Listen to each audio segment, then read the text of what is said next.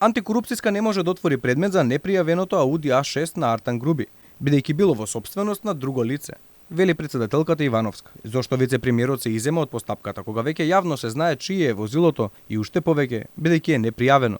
За ова Ивановска вели: По овие важечки закони толку. Уште еднаш укажувам дека е неопходно донесување на закон за потекло на имот, што ќе важи за сите граѓани и ќе наметне обврска да го пријават имотот, но и изворот на средства со кои го купиле тој имот.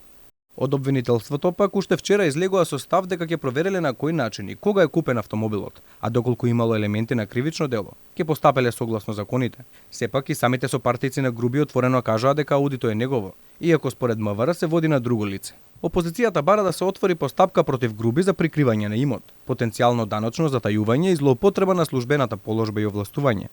Од ВМРО ДПМН реагираат дека луксузното возило на вице-премиерот е купено од Eurocom Lighting, компанија која од градежна фирма презема хотел на шапка по цена од гарсонјера. Според податоците кои излегува во медиумите, EuroMK Lighting е фирма која за само 55.000 евра купи хотел на Попова шапка од една градежна компанија, која потоа добива милионски тендер од власта. Според нашите информации, аудито на Груби е нова, произведено во 2021 година и истото, според кажаното и на самите министри на ДУИ, е возило на Артан Груби. Дополнително, аудито кое беше опожарено, имало светлосна и звучна сигнализација. Обелодени пратеникот на ВМРО ДПМН Драган Ковачки, кој преку социјалните мрежи го прашува министерот Оливер Спасовски, кој дозволил на приватно возило да се стават полициски флешери.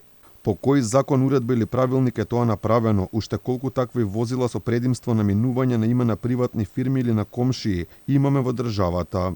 Аудито А6 беше опожарено во саботата, иако во јавноста се појавија и видеоматеријали каде се гледа Груби како управува со луксузниот и скап автомобил. Сепак тој во неговиот анкетен лист го нема пријавено. Таму првиот вице-премиер пријавил дека има само Citroen Xara од 2001 година, вреден 1000 евра.